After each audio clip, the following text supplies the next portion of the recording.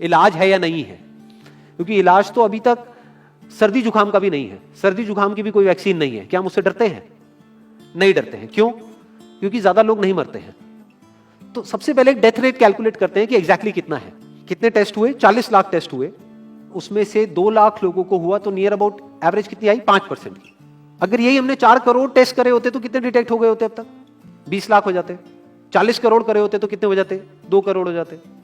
Total अगर कर लिए होते हमने टेस्ट 130 करोड़ का, तो कितना नंबर निकल करके आ जाता? Near about 5 crore. इसका मतलब 5 करोड़ लोगों को या तो आज की डेट में है या हो चुका है। और एक और मजे की बात यह है कि कोरोना में ऐसा नहीं है कि जिसको भी होता है उन सबके सिम्टम्स आते हैं। 80% से ज्यादा जो केसेस होते हैं वो असिम्टोमेटिक होते हैं, उनमें कोई सिम्टम्स नहीं आते हैं। यानी अगर मुझे हो गया है और मैं ठीक भी हो गया हूं तो मुझे पता तक नहीं है। वो तब मुझे पता लगेगा अगर मैं अपने टेस्ट कराऊंगा, जिसको एंटीबॉडी टेस्ट बोलते हैं, और मेरी बॉडी में एंटीबॉडीज मिलेंगी, तब मैं कह सकता हूं कि हाँ मेरे को था और वो ठीक हो गया है। तो अभी अगर हम बेसिक सी कैलकुलेशन करें तो 5 करोड़ निकल करके आ रहा है नंबर। उसमें से डेथ कितनी हुई है? 5,800। तो 5 करोड़ में से 5,800 डेथ हुई है। पहले तो इसको कैलकुलेशन को हमको ठीक करना है। डेथ को अंडर रिपोर्ट करने का कोई तरीका नहीं है, बल्कि ओवर रिपोर्ट किया जा सकता है। ओवर रिपोर्ट कैसे? फॉर एग्जांपल, आपकी बॉडी में टेस्ट हुआ, आपकी बॉडी में मिला कोरोना वायरस, लेकिन आपके अंदर पहले ही बहुत सारी प्रॉब्लम्स चली रही थी, तब भी आपकी किसी ना किसी वजह से डेथ होने ही वाली थी। बट क्योंकि ये कोरोना आया आपकी बॉडी में, इस वजह से आपकी डेथ हो गई, तो ये ट्रिगर कर गया। तो ये जो 5800 का नंबर है, ये इससे कम तो हो सकता है, इससे ज्यादा होने के चांसेस बहुत कम है। बट एक बार को हम मान लेते हैं कि इतना ही है नंबर, ना कम है ना ज्यादा है, तो कितनी परसेंटेज निकल करके आई? 5 करोड़ में से अगर 5800 डेथ्स हुई हैं तो क्या परसेंटेज निकल करके आई? Near about 0.01%। ये उससे बहुत कम है जितनी डेथ्स हमारे यहां पे होती हैं रोड एक्सीडेंट की वजह से। हर साल की अगर हम एक कैलकुलेशन देखें तो 1.5 लाख से ज्यादा डेथ हो जाती है इंडिया में रोड एक्सीडेंट्स की वजह से। हर 4 मिनट में एक डेथ होती है रोड एक्सीडेंट की वजह से। और अगर अभी आप देखोगे सड़कों पे एक बहुत ही फनी चीज नजर आ रही है। 2 व्हीलर पे जा रहे हैं, मास्क सबने लगाए हुए हैं, कभी भी नोट करना इस चीज को। हेलमेट नहीं पहने हुए, हेलमेट बहुत कम लोगों ने पहने हुए हैं। इससे हमको क्या समझ आ रहा है? क्या ये समझदारी है, बेवकूफी है? क्योंकि हेलमेट ना लगाने की वजह से उनके मरने के चांसेस उससे बहुत ज्यादा है, कई गुना ज्यादा है जितना कि कोरोना से मरने के उनके चांसेस है। तो ये डर है जो चारों तरफ फैल रहा है, और मीडिया डर को और बढ़ाता चला जा रहा है। और क्योंकि सही इंफॉर्मेशन किसी के भी पास में नहीं है, या सही कैलकुलेशन किसी के पास में नहीं है, ये जो अभी हम कर रहे हैं इसको मैथमेटिकल मॉडलिंग बोलते हैं। यानी एक डेटा को देख करके एक मॉडलिंग करी जाए और फिर समझा जाए कि एक्चुअल में जो सही डेटा है वो क्या है। ये नहीं कि लिमिटेड डेटा के बेस पे हम कोई भी कंक्लूजन ड्रॉ कर लें और उसके बेस पे डरते रहें। तो अगर इसका डेथ रेट 0.01% है तो हम सब इतना डर क्यों रहे हैं? क्या कुछ और है जिससे हमको डरना चाहिए, जिससे हम नहीं डर रहे हैं, जिसके बारे में कोई बात नहीं कर रहा है, जो इससे लाख गुना ज्यादा भयानक है? मतलब कोरोना से लाख गुना ज्यादा खतरनाक कुछ है जिससे हम नहीं डर रहे हैं और इससे हम डर रहे हैं। वो क्या है जिससे हमको डरना चाहिए? अनएम्प्लॉयमेंट। अभी पीछे कुछ आर्टिकल्स आए थे न्यूज़पेपर में, जहां पे एक फिगर आई थी निकल करके, I am not too sure ये फिगर कितनी सही है कितनी नहीं है, जहां पे आया था कि 13 करोड़ लोग अनएम्प्लॉयड हो गए। इस फिगर से हमको डरना चाहिए। 13 करोड़ लोग अनएम्प्लॉयड होने का मतलब हम समझते हैं कि इसका मतलब क्या है? इसका मतलब ये, अगर इकोनॉमी पॉइंट ऑफ व्यू से देखोगे, कि ये जो 13 करोड़ लोग हैं ये अपने जो खर्चे हैं वो बहुत ही लिमिट में कर देंगे। जिस बंदे की नौकरी चली गई है, क्या वो जाकर के मार्केट में नए कपड़े खरीदेगा? क्या अपने बच्चों के लिए खिलौने खरीदेगा? ट्रैवल एंड टूरिज्म तो भूल ही जाओ। ऐसी और हजारों इंडस्ट्रीज हैं जिनकी धज्जियां उड़ जाएंगी, क्योंकि डिमांड कम हो जाएगी ओवरऑल इकोनॉमी के लेवल पे। जब डिमांड कम होगी तो क्या करना पड़ेगा इन ब्रांड्स को, इन कंपनीज को क्या करना पड़ेगा, इन मैन्युफैक्चरर्स को क्या करना पड़ेगा? अपनी सप्लाई को कम करना पड़ेगा। जितनी उन्होंने सप्लाई कम करी, अनएम्प्लॉयमेंट और बढ़ गया। कि आज जो नंबर 13 करोड़ है वो बढ़ करके कितना हो गया? 20 करोड़। यानी पूरा का पूरा लूप बन जाएगा। इस लूप को बोलते हैं रिसेशन, जो ग्लोबली ऑलरेडी रिसेशन आ चुका है। और अगर यही रिसेशन और डीप होता चला जाए तो उसको बोलते हैं डिप्रेशन, जहां से एक इकोनॉमी को बाहर आने में 5 से 10 साल लगते हैं। तो इकोनॉमी का पहले ही बुरा हाल था, प्लस इस कोरोना की वजह से और बुरा हाल हो गया है, प्लस जो रहा सहा हमारा जो अपना डर है वो सिचुएशन को और खराब करता चला जा रहा है। और इस डर को हर कोई बढ़ा रहा है, कोई भी कम करने का काम नहीं कर रहा है।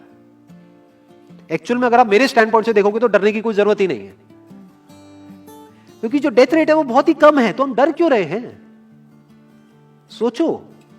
बस इसलिए कि डेथ नहीं होनी चाहिए। अगर यही हमारा ऑब्जेक्टिव है कि डेथ नहीं होनी चाहिए, मतलब हम कहते हैं कि किसी की डेथ नहीं होनी चाहिए, तो फिर तो लॉकडाउन परमानेंट हो जाना चाहिए, सड़कों पे निकलना ही नहीं चाहिए, क्योंकि सीधा सीधा 1.5 लाख डेथ बचेंगी।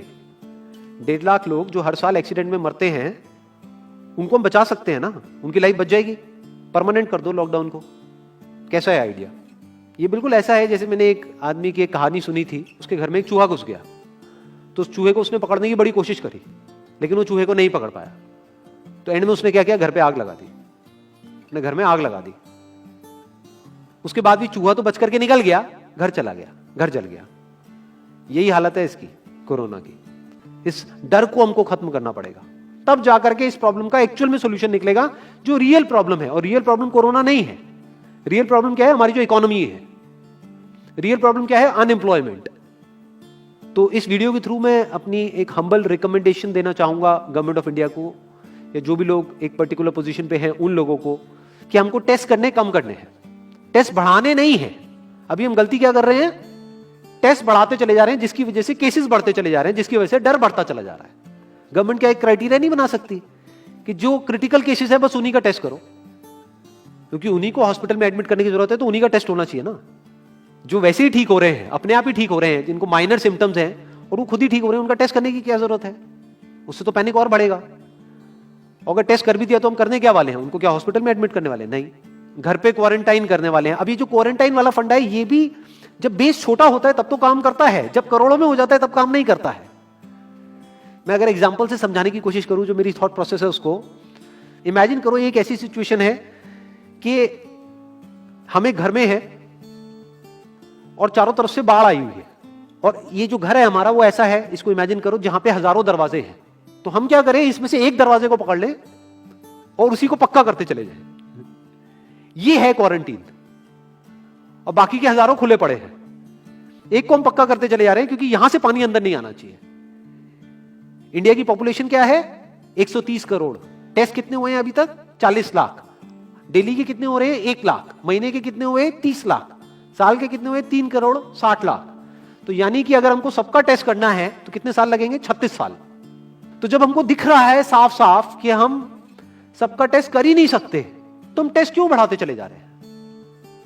या तो सबका टेस्ट करो और सब में से सबको देख करके सबको क्वारंटाइन कर दो। ये बिल्कुल ऐसा हुआ कि वो जो घर है जिसकी मैंने अभी बात करी, या तो उसको हर तरफ से सिक्योर करो कि अगर उसके 1000 दरवाजे हैं तो एक को बंद मत करो, सारे बंद कर दो। तब आप कह सकते हो कि यहां पानी अंदर नहीं आएगा, कि हमने 130 करोड़ लोगों का टेस्ट कर लिया है, उसमें से केसेस निकल गए हैं 6 करोड़, और 6 करोड़ को हमने क्वारंटीन कर दिया है। अब ये आगे नहीं फैलेगा, अब 6 करोड़ से 10 करोड़ पे नहीं जाएगा। बट हमने टेस्ट ही करे 40 लाख, जिसमें से केसेस आए 2 लाख। अगर इन 2 लाख को हमने क्वारंटीन कर भी दिया तो बाकी करोड़ों लोग तो बाहर घूम रहे हैं ना। तो उससे होगा क्या? तो अब हमको समझ जाना चाहिए कि इसको रोकने का कोई तरीका नहीं है। तो अब इसका प्रैक्टिकल सॉल्यूशन क्या है? गवर्नमेंट की तरफ से हमको सिर्फ ये इंफॉर्मेशन चाहिए कि भैया अभी कितने बेड्स ऑक्यूपाइड हैं आपके स्टेट में, और अभी कितने और आपने अरेंजमेंट कर रखा है, और कितने और कर सकते हो। अब वो बेड चाहे किसी हॉस्पिटल में हो चाहे किसी होटल में हो। और प्लस ये इंफॉर्मेशन क्यों नहीं जा रही लोगों के पास में कि इतना डरने की जरूरत नहीं है जितना आप डर रहे हो। हाँ ठीक है, प्रिकॉशंस लो, सेफ्टी मेजर्स लो, सोशल डिस्टेंसिंग को मेंटेन करो, लेकिन इतना डरने की जरूरत नहीं है जितना आप लोग डर गए हो, क्योंकि डेथ रेट कम है। ये इंफॉर्मेशन जानी चाहिए अब लोगों के पास में, वक्त आ चुका है। अगर ये नहीं गई तो प्रॉब्लम सॉल्व नहीं होने वाली इकोनॉमी के लेवल पे। कॉन्फिडेंस खत्म हो चुका है, रियलिटी को हमको पहले समझना होगा। अभी प्रॉब्लम क्या हो रही है? हम कह रहे हैं कि हाँ कंस्ट्रक्शन एक्टिविटीज अलाउड है। गवर्नमेंट को क्या लग रहा है? अलाउड बोल करके सारी प्रॉब्लम सॉल्व हो जाएगी। अलाउड तो हो गई, बट मेरे जो फ्रेंड्स हैं जो कंस्ट्रक्शन इंडस्ट्री में हैं, वो बता रहे हैं कि लेबर ही नहीं है, लेबर सारी अपने गांव चली गई है। तो अब कौन कंस्ट्रक्शन करेगा वहां पे? अब ये लेबर चली तो गई है, इसको वापस कैसे बुलाओगे? मीडिया में अगर रोज ये दिखेगा कि केसेस बढ़ रहे हैं, केसेस बढ़ रहे हैं, केसेस बढ़ रहे हैं, वापस आएंगे वो लोग? 1 से लाख नहीं आएंगे। तो उनको मीडिया में क्या दिखना चाहिए, न्यूज में क्या दिखना चाहिए? कि अब ये प्रॉब्लम सॉल्व हो रही है। तो लोगों के अंदर का डर निकलना चाहिए। यानी जो भी मैंने अभी तक कहा, अगर मैं उसको सम अप करूं तो वो क्या है प्रैक्टिकली, अगर पॉइंटर्स में सॉल्यूशन देखा जाए। नंबर 1 मोस्ट इंपॉर्टेंट, टेस्ट धीरे धीरे हमको कम करने हैं, बढ़ाने नहीं है। दिन के 1 लाख टेस्ट हो रहे हैं, मैं ये नहीं कह रहा कि एकदम से 10,000 कर दो, 1 लाख के 90,000 कर दो, एटलीस्ट बढ़ाओ मत। समझ गए? 1 लाख के 1.5 लाख टेस्ट मत करो दिन के, 2 लाख मत करो, क्योंकि तब भी 36 साल लगेंगे पूरा करने में। अगर आपने स्पीड डबल भी कर दी तब भी 18 साल लगेंगे। 18 साल तक तो पता नहीं ये बीमारी कहां होगी, किसी को याद तक नहीं होगा। तो करना क्या है गवर्नमेंट को, अगर थोड़ा सा सेंसिबली चले कि टेस्ट को धीरे धीरे कम करते चले जाओ, यानी 1 लाख से 90,000 कर दो, फिर कुछ दिन बाद 80,000 कर दो, फिर 70,000 कर दो। इसकी वजह से क्या होगा, मीडिया में केसेस कम होते हुए दिखेंगे, अखबारों में केसेस कम होते हुए दिखेंगे, हर जगह पे जहां पे अभी आ रहा है कि अभी तक की सबसे बड़ी फिगर, आज तक के सबसे ज्यादा केसेस, वो सब धीरे धीरे कम हो जाएंगे। कम मीडिया में पैनिक फैलेगा, कम पैनिक फैलेगा लोगों में, धीरे धीरे लोग बाहर निकलना शुरू होंगे, जो अभी नीड ऑफ द आवर है। धीरे धीरे लोग बाहर निकलेंगे, धीरे धीरे डिमांड बढ़ेगी, धीरे धीरे लोगों में कॉन्फिडेंस आएगा, धीरे धीरे लोग जो गांव चले गए हैं वो वापस आएंगे। एक्चुअल में काम शुरू होगा, ऑन पेपर नहीं कि काम शुरू हो गया है, एक्चुअल में लोगों का काम शुरू होगा, लोगों का काम शुरू होगा, इकोनॉमी शुरू होगी। बिल्कुल ऐसा है जैसे 2 महीने के लिए आप किसी गाड़ी को बंद करके कहीं पे रख दोगे राज में, तो क्या होगा, बैटरी डाउन हो जाएगी, उस वक्त क्या करना पड़ेगा, उसको धक्का मारना पड़ेगा। तो अभी उस धक्के की जरूरत है, जंप स्टार्ट की जरूरत है। अब जो टाइम है वो डरने का नहीं है, इस डर को खत्म करने का है, क्योंकि कोरोना ने जितने लोगों को नहीं मारा, ये डर मारने वाला है असलियत में। तो अब इस डर को खत्म करने का टाइम आ गया है। अब हम सबको मिलकर के दिमाग ये लगाना है, ये नहीं कि डर को कैसे बढ़ाएं, बल्कि दिमाग ये लगाना है कि डर को कैसे कम करें या खत्म करें, और लोगों के कॉन्फिडेंस को कैसे वापस से लेकर के आए।